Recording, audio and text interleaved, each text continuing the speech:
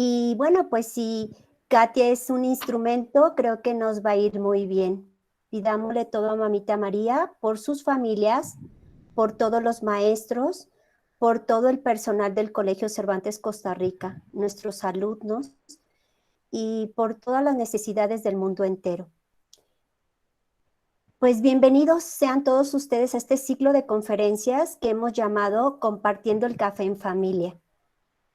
Esta iniciativa surge debido a nuestro tercer encuentro para la familia programado en el mes de marzo, que fue cancelado, pues debido a la contingencia sanitaria que estábamos presentando.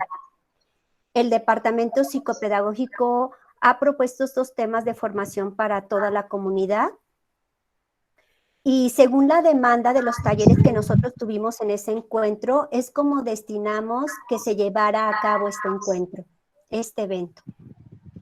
Para esta sesión y para las siguientes es muy importante que mantengan su micrófono apagado. De tener un comentario o alguna pregunta, por favor ponerlo en el chat y nosotros vamos a estar, el psicopedagógico, atentas a cualquier cosa junto con Mauricio, que es del área de comunicación del Costa Rica. El tema de hoy corresponde a emociones saludables, manejo de emociones y el estrés. Es impartido por la maestra Katia Valencia Munguía. Ella es psicóloga y maestra en terapia familiar sistémica, psicoterapeuta familiar sistémica, docente en diferentes instituciones educativas, tallerista en diferentes temas relacionados con la salud mental y emocional. Agradecemos mucho a Katia tu tiempo y tu disposición para participar con la comunidad del Colegio Cervantes Costa Rica. Y adelante, por favor, Katia. Muchísimas gracias, Chantal, por invitarme y agradezco profundamente al Colegio Cervantes también por la invitación. Bien, y empiezo. Esta es una presentación que voy a iniciar con un pequeño video para introducirnos a lo que es las emociones.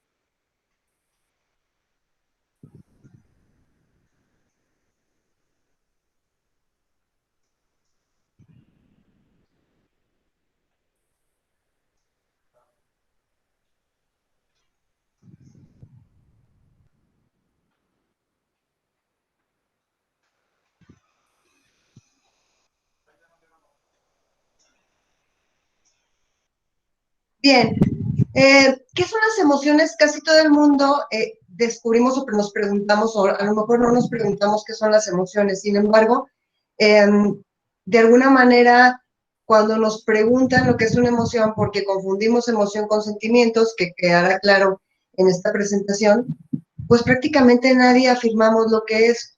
Mucha de la gente que yo conozco, cuando hago la pregunta, me dicen que la emoción es como un efecto chiquito y el sentimiento tiene que ver con algo largo. Eso es lo que me dice la gente. No voy a responder porque obviamente vamos a ir respondiendo poco a poco durante la presentación. Todas las emociones tienen una función para que nosotros reaccionemos hasta cierto punto en conductas apropiadas. sirven para eso. Las emociones más desagradables incluso nos ayudan mucho a adaptarnos de alguna manera. Según Reed, hay 3 puntos sumamente importantes en las emociones que nos ayudan a adecuarnos de forma adaptativa, nos ayudan a adecuarnos a un rol social y también nos ayuda de alguna manera, motivarnos. Algunas funciones adaptativas son que el miedo de alguna manera nos ayuda a protegernos. La ira nos ayuda a destruir, la alegría reproduce, la tristeza reintegra, la confianza afilia, el asco es un rechazo y la anticipación o sorpresa de alguna manera es explorar. Si ustedes se fijan, de alguna manera la emoción que más vivimos o que más detectamos es el miedo, que podemos detectar con el nombre de estrés o ansiedad. Finalmente, el miedo cumple con las mismas funciones fisiológicas a la hora de estresarnos y a la hora de tener ansiedad. Nuestro cuerpo se prepara para ello, que también lo veremos prácticamente en la presentación. De las funciones sociales, facilita la interacción social, controla nuestras conductas y la de los demás, y de alguna manera nos ayuda a ser sociables, ¿no? La emoción. Si estamos de buenas y estamos en una fiesta, entonces nos ponemos en contacto porque vamos también, nos ayuda mucho la empatía, la emoción, y vamos empatizando con toda la gente que está alrededor y entramos como en un mismo mood, y nos ayuda a permitir la comunicación de los estados de ánimo. La propia represión de las emociones, lo decía Freud, es de alguna manera evidente para una función social. Inhibir ciertas reacciones emocionales propicia alterar las relaciones sociales y afecta incluso a la propia estructura del funcionamiento de grupos o de algún sistema organizacional.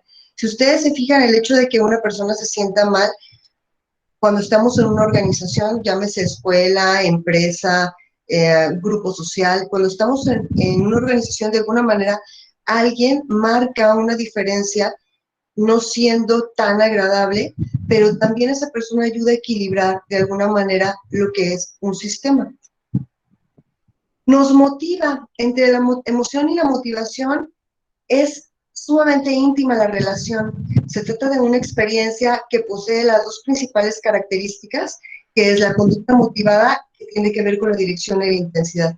Yo les explico mucho a mis alumnos que nosotros, cuando tenemos a un maestro que nos proyecta algo que a nosotros nos molesta de alguna de las personas que reflejan nuestra autoridad, en automático rechazamos la asignatura. No tiene que ver con lo que aprendemos, y tampoco tiene que ver porque luego los chicos me dicen, yo espero que esta clase me motive, ¿no? Pero no es que nosotros motivemos o no, es que nosotros somos la representación de cierta autoridad para los chicos, e incluso nuestro jefe nos representa algo.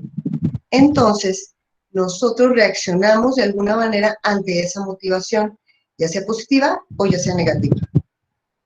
Podemos dirigir nuestras emociones hacia determinado objetivo y hacer que se ejecute con mucha intensidad, ya sea en cuestión de amor o de desamor. Toda conducta produce una reacción emocional. Por ejemplo, hay un autor que se llama Aaron Beck, que dice que el pensamiento, primero surge un pensamiento. Cuando yo veo a alguien, surge un pensamiento porque mi CPU, mi disco duro, busca relacionar para dar un significado a todo lo que veo, ya sea a una persona o a un objeto. Enseguida, sí o sí, tenemos un sentimiento al respecto y entonces se genera una actitud.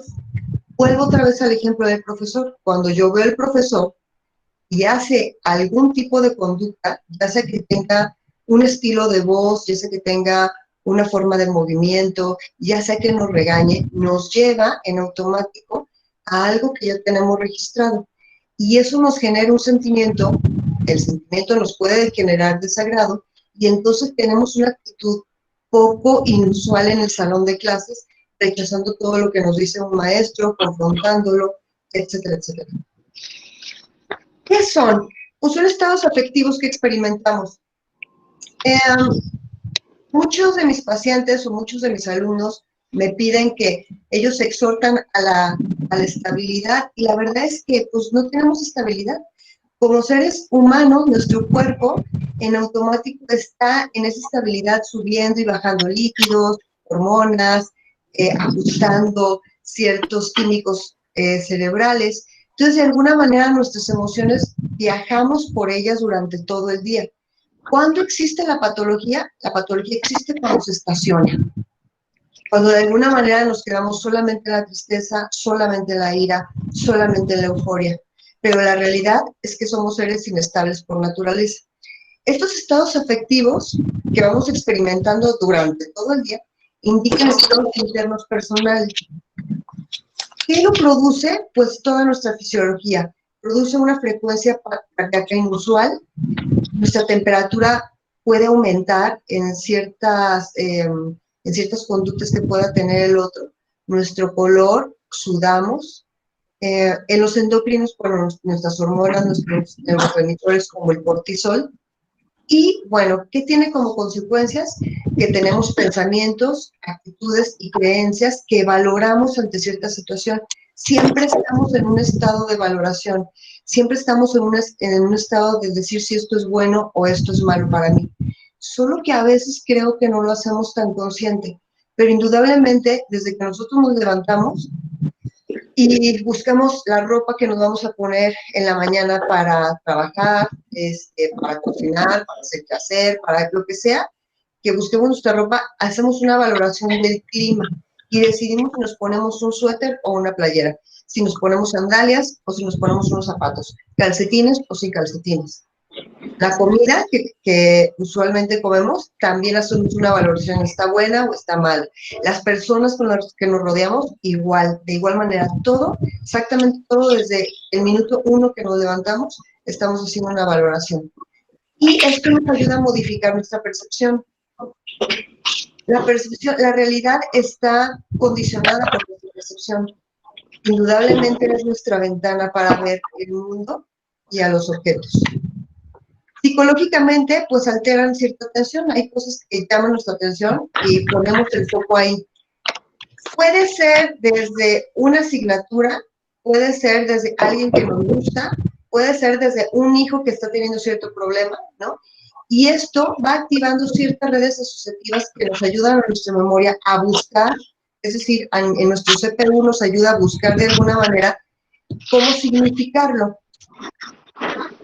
Bien, fisiológicamente es inherente, no hay ni siquiera una línea delgadita, está junto con pegado. Todo lo que nosotros pasamos a través de una emoción nos lleva a algo, nuestro cuerpo reacciona. Casualmente no nos damos cuenta, casualmente no estamos tan conscientes porque nos enseñan a hablar, no nos enseñan a sentir. Desde que nosotros estamos en el kinder, nos enseñan a expresarnos, pero difícilmente nos ayudan a expresar lo que vamos sintiendo.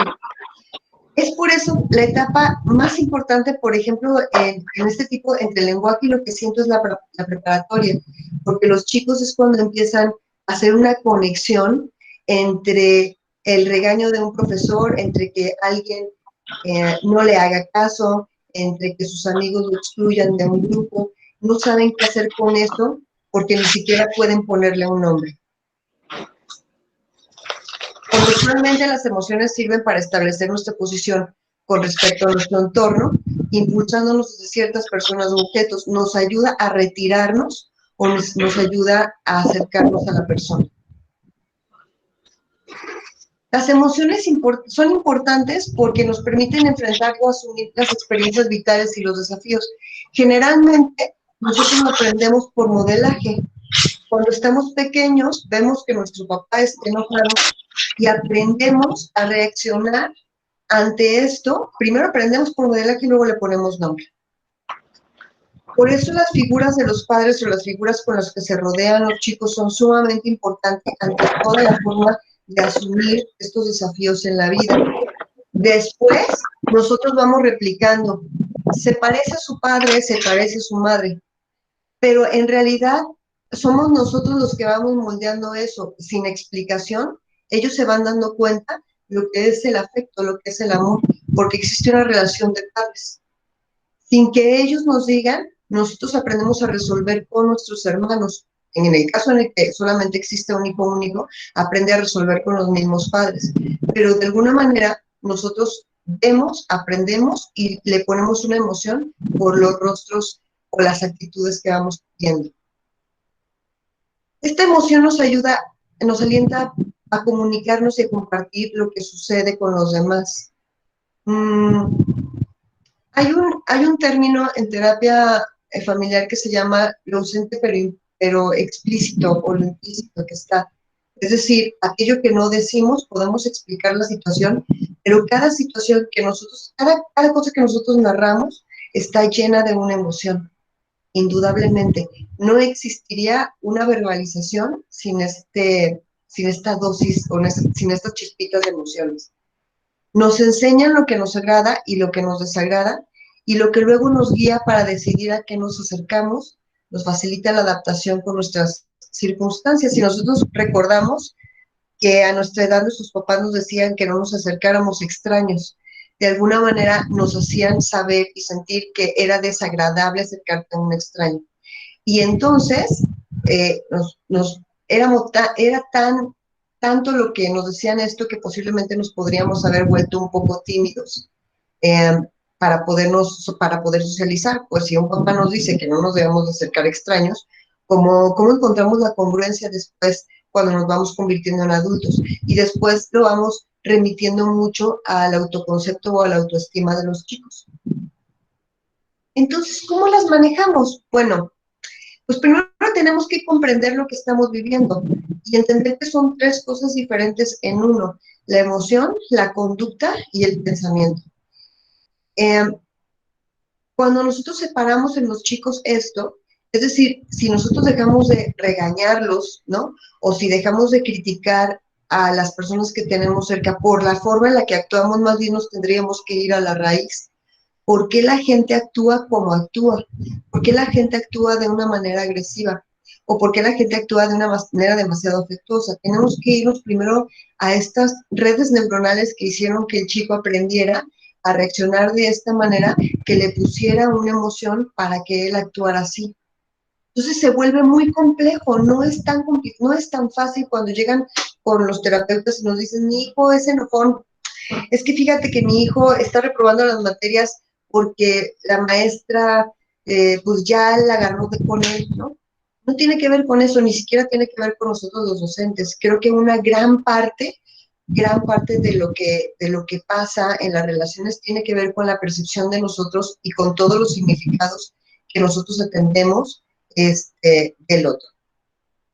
¿Qué debo hacer para manejarlo? Pues primero tengo que verlo desde un nivel conductual. ¿Qué hago? ¿Yo qué estoy haciendo para que esto ocurra? ¿Cuáles son mis creencias y qué me lleva a huir a veces? O a que mi corazón palpite, que no necesariamente son mariposas, ¿no? Que mi corazón palpite frente a alguien. Tenemos que estar bien conectados con nuestro cuerpo. No existe, decimos en psicología, que sin fisiología no hay psicología. Si nosotros no sentimos cosas, entonces no nos lleva a un lenguaje para poder expresarlo y de alguna manera no aprendemos al respecto. En nivel conductual tenemos que planificar nuestras actividades. Hoy por hoy, muchos de mis alumnos a los cuales les estoy dando materias en línea el miércoles, los notaba raros, ya no se conectaban a la cámara, enfadados un poco. Y entonces paro la clase y les pregunto: ¿qué les está pasando? Es que estamos bien cansados. Y le digo: pero puede ser el mismo ritmo normal que llevaban cuando estaban en clases. Y ellos me decían: sí, pero es que nos enfada estar en la computadora, ya queremos regresar. Y le digo: sí, si yo estoy pensando en cuándo vamos a regresar y cada día que tengo clases estoy pensando en aquello porque no tenemos una certeza, más pesado se me va a hacer el día de mañana. Entonces tengo que ir planeando mis actividades como si este fuera mi único día y disfrutarlas de la misma manera. También hay algo que les digo: no vamos a volver a la realidad de siempre, hay muchas cosas que ya cambiaron, ¿no? Los antros que comúnmente ellos tienen y que yo conozco por ellos, como que hay uno de reggaetón que se llama Racatá. Les digo: Racatá ya no va a existir, chavos. Yo sé que es triste, pero ya no va a existir, ¿no? Entonces, de alguna manera, ellos tienen que suplir, porque todo el mundo de los chicos era hacia los amigos, hacia el antro, hacia juntarnos. Poca actividad tenían dentro de casa porque pues los padres no estaban, ¿no? De alguna manera ellos tienen que llegar a hacer cosas que les gusten y les puse una tarea. Busquen cosas que disfruten hacer, así sea un mazapán que se coman, su baño de la mañana, el desayuno, el sentarse en el jardín para escuchar la clase, ¿no? Porque eso pues, antes no podíamos hacerlo. Y tenemos que empezar por cosas demasiado pequeñitas. No es, sí, bueno, cuando regresemos todos a la normalidad o a la nueva normalidad, vamos a hacer esto. No, de alguna manera tenemos que empezar por disfrutar el agua que me estoy tomando, que a lo mejor no es el del colegio, donde posiblemente esté enlamada el agua o la parte donde esté, qué rico que estoy hoy aquí disfrutando de mi agua, que está fría, que saco de mi refrigerador, que en la clase puedo estarme tomando a lo mejor un jugo de naranja, ¿no? Estas pequeñas cosas que hoy vamos disfrutando y que antes habíamos dejado de hacerlo, o que antes disfrutábamos también otras cosas, ¿por qué no? Pero no quiere decir que hoy no disfrutemos esas pequeñas cosas. Dice, y en esas situaciones que me incomodan, ensayar qué puedo hacer. Por ejemplo, cuando un chavo dice que un profesor le grita, en lugar de contestar de una forma conductual, de salirme y aventar la puerta, ¿qué podría hacer yo para que esto cambiara? Si cada que estoy con mi papá y me está regañando porque no estoy haciendo la tarea, la pregunta es, ¿yo qué puedo hacer desde mí para que esta situación cambie? Porque siempre hay una parte nuestra. Y cuando hay situaciones que temo, ¿cómo hacer pequeñas aproximaciones? Como por ejemplo, salir o manejar cuando está lloviendo, porque me da miedo, porque qué tal si se me cae un árbol, que finalmente esas suposiciones son cognitivas. Es ¿qué hago? Pues a lo mejor cuando esté lloviendo, agarrar el coche y manejar una cuadra. Y cuando vuelva a llover, agarrar el coche y caminar 2 cuadras y regresarme. Pero tengo que aproximarme a ello, porque si no lo hago, nunca voy a saber que posiblemente no pasa nada.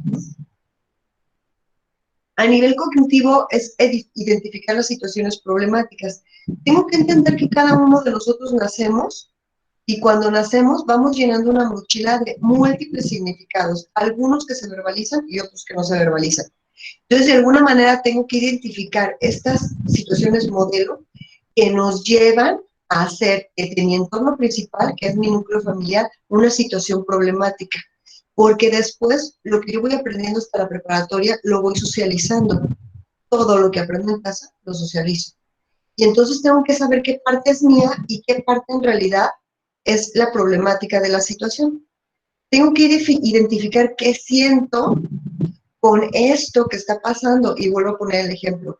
Que el maestro me regañe, ¿no? El que el maestro me regañe me hace sentir, el que el maestro me diga estas palabras me hace sentir, pero estamos de acuerdo que a veces el maestro no tiene ni idea de lo que nos está diciendo, no tiene idea que esta palabra significa o te conecta a un punto donde te hace llorar a ti. Y entonces hacemos toda una realidad al respecto por este hecho que el maestro te regaña y que tú lloras, donde no encontramos a veces la conexión los psicólogos, porque ciertamente el maestro te regaña, pero tendríamos que saber qué tono utilizó el maestro, cuál fue su inflexión de voz, si fue alto, bajo el tono, etcétera. Y también cuál es la creencia del muchacho para que esta situación se detone. Examinar las evidencias que apoyan estas creencias es bien complicado. Por ejemplo, ahorita estamos en la pandemia porque hay gente que se siente atrapada, por ejemplo, ¿no?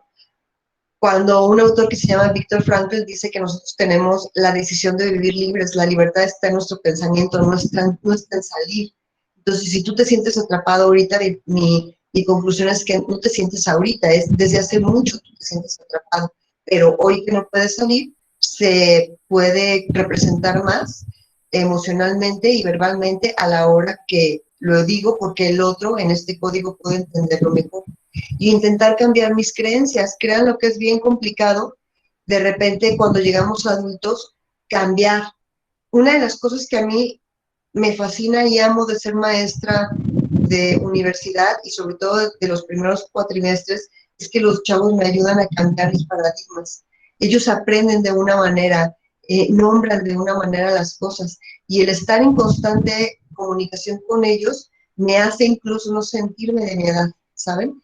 Cuando yo hablo con personas más o menos de mi edad para arriba, siempre me dicen, es que eso yo lo hice, Katia. Es que por aquí ya le hice y me resultó lo mismo. No, no, no, es que, ¿sabes qué? Eso que tú me dices lo he intentado 20 veces. Entonces, pareciera que todos los caminos están cerrados, pareciera que me siento atrapado en el problema o en donde sea, pues. En el nivel cognitivo, tenemos que identificar los problemas, enumerarlos, seleccionar uno solo. Una de las grandes cosas que nos pasa en los propósitos de Año Nuevo es que nos ponemos objetivos bien grandes, ¿no? Por ejemplo, la gente que fuma puede decir, yo quiero dejar de fumar. No, no se trata de eso, porque no lo vas a lograr. Tienes que empezar a dejar de fumar un cigarro o medio cigarro al día. Voy a dejar de comer, lo prometo, para adelgazar. Tienes que empezar por cambiar hábitos saludables. No se trata de dejar de comer. Es que si en la tarde me he hecho unas papitas o un gansito, pues no eches el gansito, mejor come jícama, ¿no? Dividir el problema, esto siempre yo lo digo en mis terapias y los problemas de los chicos, vámonos como Jack el Destripador por partes, ¿no? Vamos dividiendo los problemas en pequeñas cosas, porque si es mucho el problema que implica a muchas personas o muchas situaciones, pues entonces se vuelve mucho más complicado poder solucionar. ¿Cuáles son mis alternativas desde donde yo estoy que sí puedo solucionar y que no? Porque también eh, hay cosas que no puedo solucionar yo, no dependen de mí.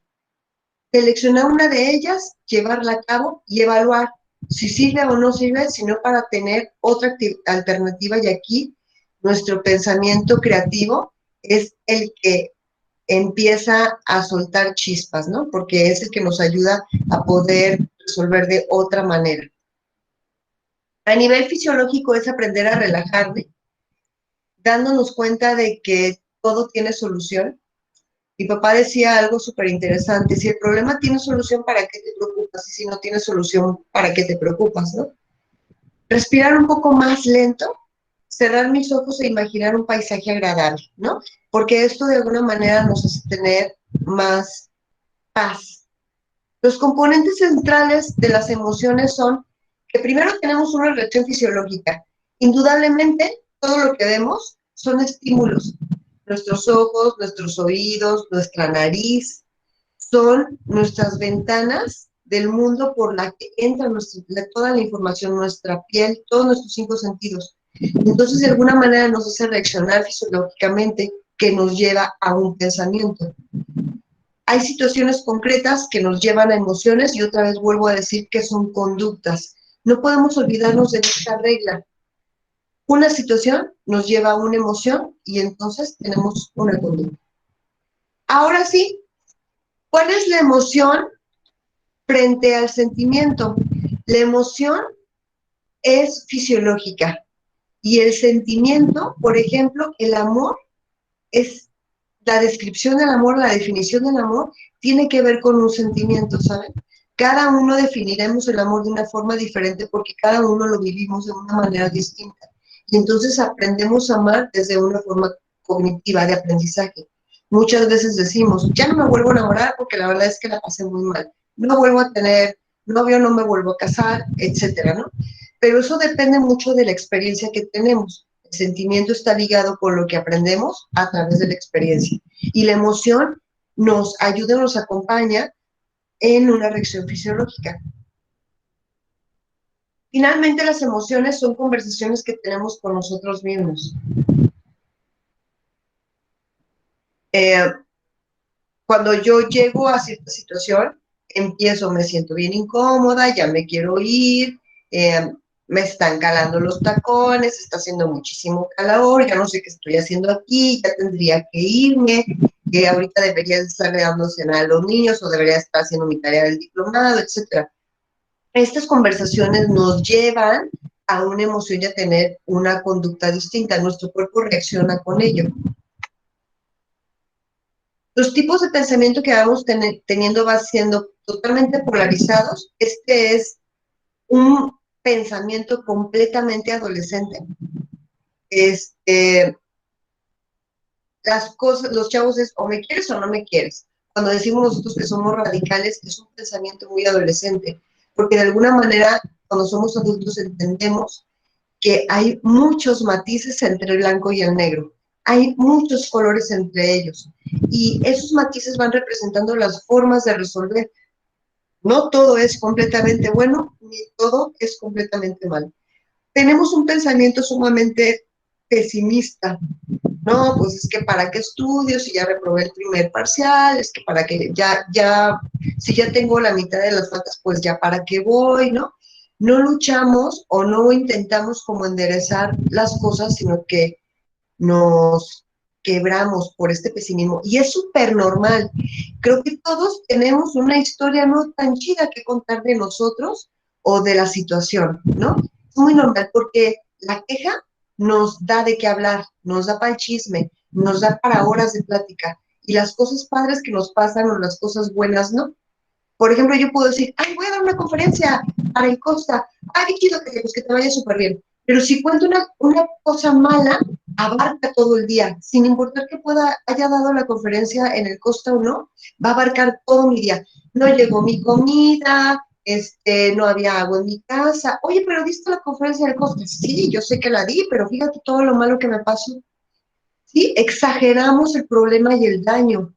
Tendemos a ver mucho más eh, las cosas malas que las positivas. Y el filtro es ignorar lo positivo. Todos los días tenemos algo positivo que contar.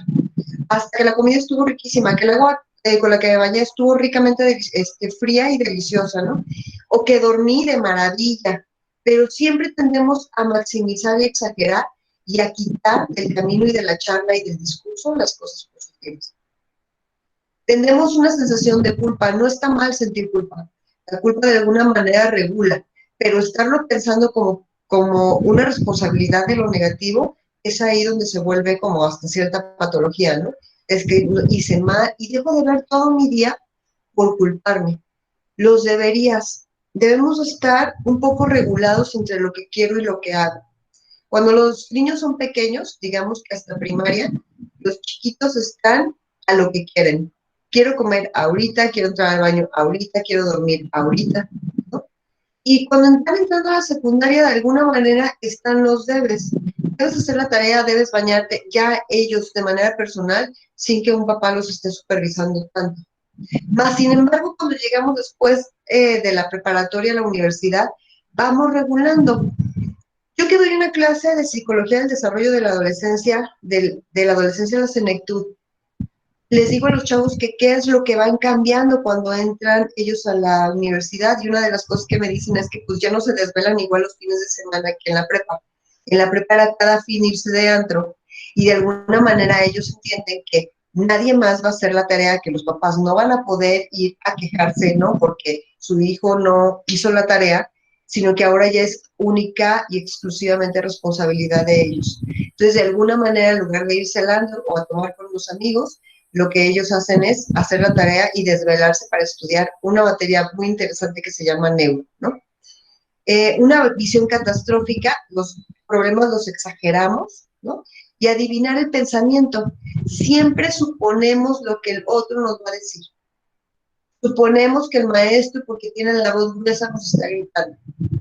Suponemos que mi amiga no me contesta en el chat y esas mendigas palomitas azules no aparecen porque me está ignorando. Suponemos que el otro me deja de hablar porque yo tuve la culpa, algo hice mal. Y la verdad es que solo basta con acercarnos y preguntar, ¿no? Y a eso se le llama psicología confrontal. Nuestra historia de vida es sumamente importante porque ajusta los momentos catastróficos que pueden estar pasando, los momentos muy chidos que pueden estar pasando, y los vamos poniendo en carpetas de nuestra vida y después lo vamos replicando. ¿Qué es el estrés? Bueno, el estrés, les quiero decir que nos da un sentido de alarma, nos da una adaptación y después nos sentimos agotados. Yo les digo a mis alumnos también, fíjense cómo ustedes cada que van a tener un examen se enferman, porque previo están que no comen, nuestro corazón se empieza a acelerar, la irrigación sanguínea se va más a las piernas, ¿no? Dejamos de pensar de una manera atenta porque estamos cansándonos, porque estamos teniendo miedo de no pasar la materia, estamos teniendo miedo del examen, que si va a estar muy difícil, nos adaptamos a esa situación y entonces nos agotamos y nos enfermamos. Siempre pasa esto en el estrés o la ansiedad. Nuestro ritmo cardíaco va a funcionar elevándose y como si estuviéramos en posición de correr, pero nuestra razón nos va a decir, pues no tienes que correr porque no hay ningún peligro. Entonces, el estrés y la ansiedad, de alguna manera, va haciendo estos pensamientos irracionales que invaden nuestro momento. Se genera mucho cortisona, nos evita el dolor, podríamos golpearnos en ese momento en que estamos estrés y no vamos, que tenemos estrés y no vamos a sentir. Es más, nos va a dopar, vamos a poder no dormir porque vamos a tener sobre todo adrenalina hasta el tope, ¿no? Y nos va a ayudar a no descansar, nos va a ayudar, y obviamente después de que pase el evento nos vamos a dotar. Nuestra respiración también se va haciendo mucho menos profundo y más cortita porque entra menos oxigenación, y por eso les digo que el cerebro tiene menos oxigenación y obviamente nuestros pensamientos son menos claros y menos racionales. ¿Cuál es la relación entre la emoción y salud? Bueno, pues que si vamos inhibiendo de alguna manera todas nuestras emociones, lo decía Freud, nosotros vamos disminuyendo nuestra activación autonómica, es decir, nuestro sistema nervioso central va disminuyendo, se va letargando por muchos periodos prolongados como el estrés o la ansiedad y va interfiriendo con procesos cognitivos. No es bueno tener estrés, no nada más porque nos causa enfermedades, sino porque vamos dejando de reaccionar cuando estamos estresados y si se nos atraviesa un coche, de alguna manera no vamos a reaccionar al 100, no nos va a permitir hacerlo y vamos a chocar. No vamos a poder contestar un examen, ni siquiera vamos a poder resolver un problema y cuál va a ser esa estrategia de resolución para ello. Y al tiempo, con facilidad, vamos teniendo este condicionamiento de reacciones de inhibición. Yo guardo en mi cerebro, en mi CPU, guardo esta situación, esta forma conductual de reaccionar y cada situación semejante a ella, yo voy a tener estrés y de alguna manera me voy a enfermar. Se dice que se ha determinado, se han hecho muchas investigaciones donde, por ejemplo, todas las enfermedades de hipertensión tienen que ver con mucho estrés, es decir, nuestro corazón se acostumbra de alguna manera a estar latiendo fuerte y genera toda una bola de cambios en nosotros. No nos damos cuenta, es por eso cuando llegamos a cierta edad vamos desarrollando este tipo de hipertensión, o también diabetes, que es una forma también que hoy se ha descubierto que tiene que ver con la emoción y la salud. Les puse aquí como un poco algunas como reacciones que tienen que ver con nuestra expresión facial hacia ciertas emociones que tenemos. No son, estas expresiones no son para nada una forma, no las podemos controlar. Son automáticas las emociones, las expresiones faciales o microexpresiones que le llaman el día de hoy por una persona que se llama Paul Ekman, no se pueden controlar, son innatas y son universales, ¿no? Juntar las cejas, la mirada hacia abajo y los labios ligeramente apretados y los dientes reflejan ira. La alegría tiene que formarse una pata de gallo aquí porque es un músculo que nos ayuda a demostrar una auténtica sonrisa, una auténtica felicidad. Los ojos entornados como si fueran unas medias lunitas y las mejillas elevadas. El asco, el labio superior hacia arriba y el entrecejo fruncido. La tristeza tiene que ver con una caída de párpados, que nos ponen los ojos un poco como topollillos. No enfocamos a la gente, sino que estamos con la mirada un poco bailando y una ligera caída en la comisura de los labios como si estuviéramos con una U al revés.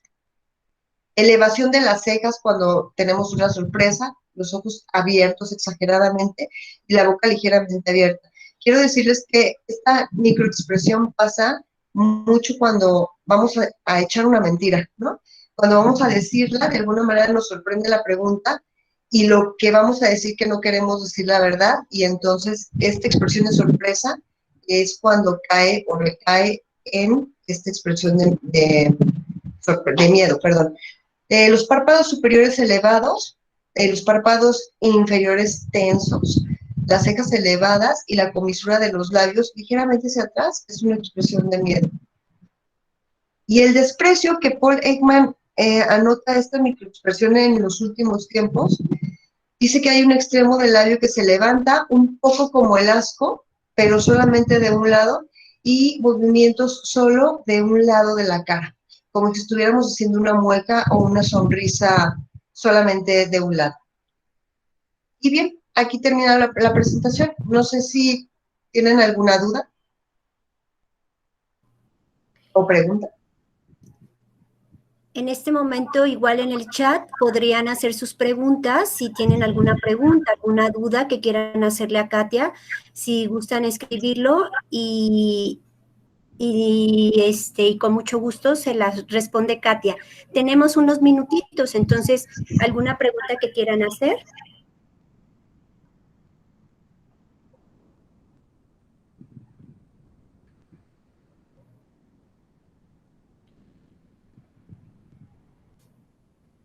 Nos preguntan, Katia, si la presentación la podemos hacerle llegar a las personas que están ahorita conectadas con nosotros. Claro que sí, te la paso, Chantal, si quieres, sí, con todo gusto se los puedo pasar.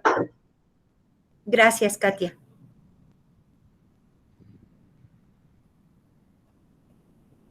¿Alguien más quiere hacer alguna pregunta?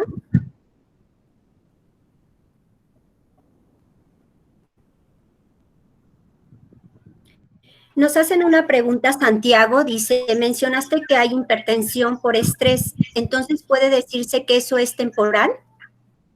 Fíjate que no, porque de alguna manera cuando nosotros nos vamos teniendo como este patrón de conducta, daña obviamente a nuestra fisiología. No, nosotros no entendemos que esto es estrés, sino que vamos reaccionando ante estas cosas al grado que todo nuestro sistema, toda nuestra fisiología, pues, daña de alguna manera la presión arterial, los ritmos cardíacos de nuestro corazón y los eleva al tal punto que ya no hay marcha atrás. Claro, por eso te digo que es como mucho más en la adultez, pues, cuando se van detectando estas patologías.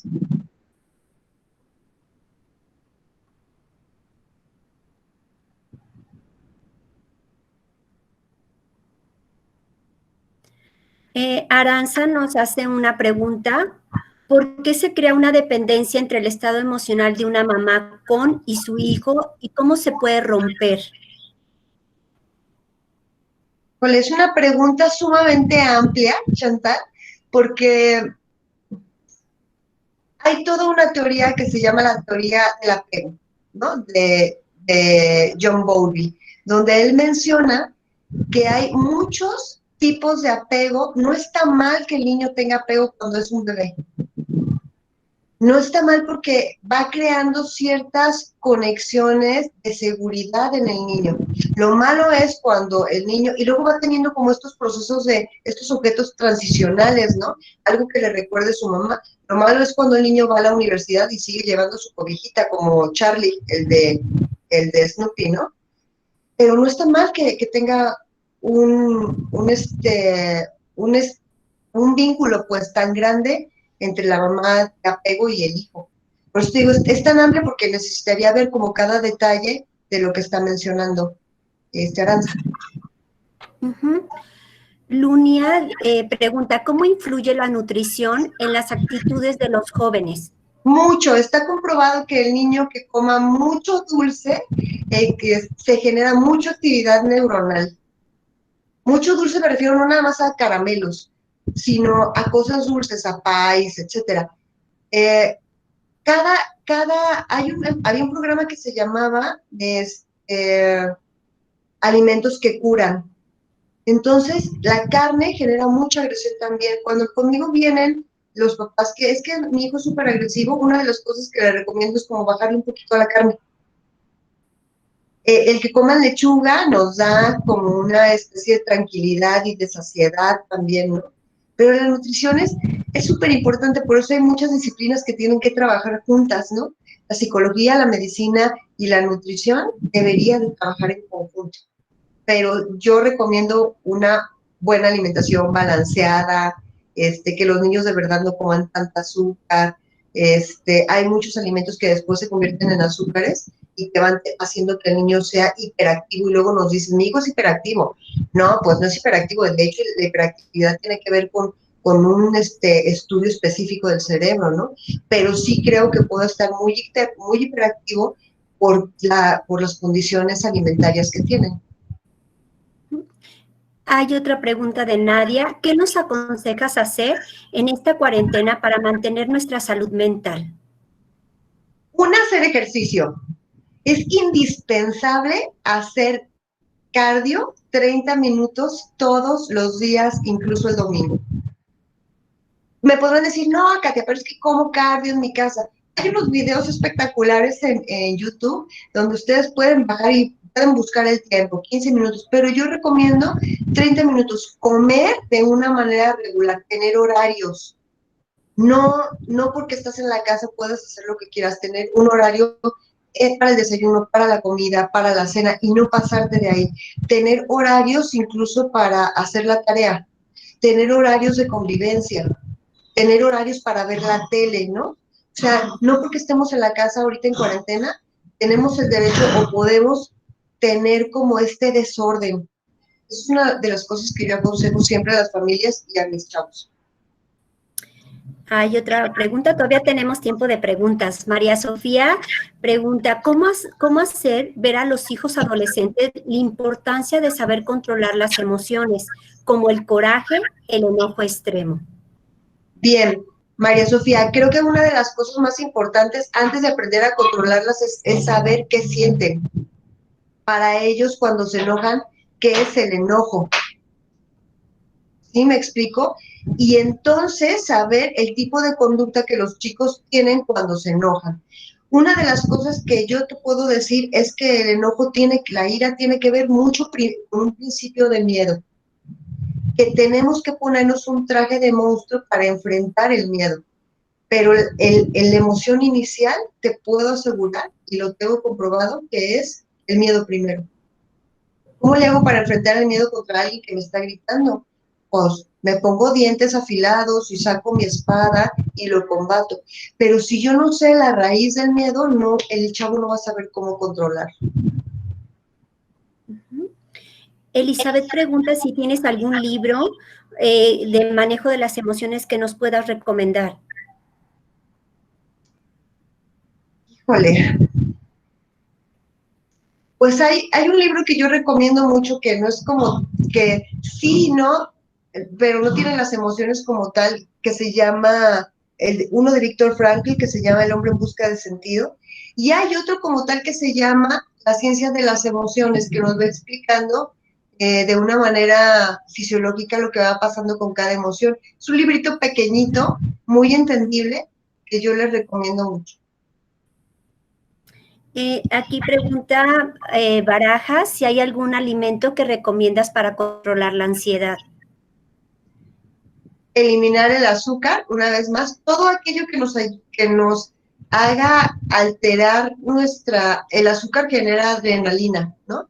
Todo aquello que nos haga, incluso la cerveza produce azúcares, ¿no? Yo no recomendaría ahorita en esta época tomar cerveza o, por ejemplo, todo lo que tenga que ver con azúcares. Que, por ejemplo, la cebolla a la larga causa azúcares. Conocer bien los alimentos, pero Coca-Cola, refrescos, evitarlo lo más que se pueda, ¿no? Y postres. Hoy nos está dando mucho por comer postres, claro, porque de alguna manera genera dopamina y nos ayuda a sentirnos bien, pero nos acelera nuestro corazón, nuestro ritmo cardíaco. Entonces, yo sí, pero no tanto. Puedes dar, si te vas a comer un mazapán, por ejemplo, cómete la mitad del mazapán, no te lo comas todo. Si quieres tomar una coca, tómate una cuarta parte de la coca, no completa.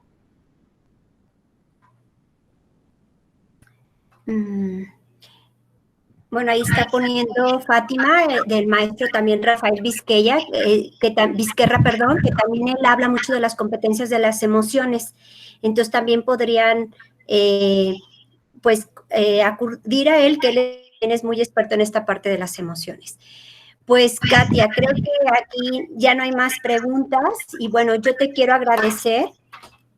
Bueno, primero me encantó esta parte que dijiste, ¿no? Cada cosa que narramos, pues la llevamos una emoción. Entonces, están las emociones muy unidas a nosotros. Entonces, creo que sí tendríamos que hacer un alto. A mí me gustó también esta parte que tú decías, que tendríamos que darnos cuenta que va relacionada la emoción, ¿sí? Con la conducta, con la parte cognitiva y la parte fisiológica. Entonces, no las podemos separar, ¿no? O sea, como que la emoción tendríamos que ir a ver por qué a veces soy bien enojona, ¿no? Cosas así como cuestionarme un poquito qué pasa o qué hago que a veces me enojo. No me Claro. hacen enojar, yo me enojo, ¿no? Y bueno, pues identificando cada vez más nuestras emociones y cómo reaccionamos ante cada una de ellas. Claro, Chantal, sabes que eso es bien importante. Muchas veces por eso respondí a lo que respondí. No, no tenemos como esa cultura de nada más vemos el enojo, vemos lo conductual, pero jamás nos atrevemos a preguntar la raíz de ese enojo, de ese miedo. Y creo que en el momento que tú preguntas, ¿no? ¿Cuál es toda la construcción que haces al respecto del enojo? Te darás cuenta que tiene que ver mucho por ese modelamiento que tenemos en casa. Porque este rostro me significa un miedo, porque este tono me significa un miedo, porque me enojo porque siento que estoy perdiendo el control, lo que tú quieras. Si nos vamos a la raíz y le ponemos nombre, creo que los chavos sabrán conocer más el por qué conductualmente reaccionan como reaccionan. Muy bien, pues yo quiero agradecer a cada uno de ustedes por estar con nosotros, por haber estado con nosotros. Katia, pues muy agradecida por todo este tema. Creo que tendríamos que pues meternos más a nuestras emociones y en este tiempo que estamos viviendo creo que es una oportunidad de encontrarnos con nosotros. Y también, bueno, quiero invitarlos a ustedes. La siguiente semana tendremos tres seguidas. El 9 de junio, factores de protección para mantenernos en familia por la maestra Rebeca Pelayo.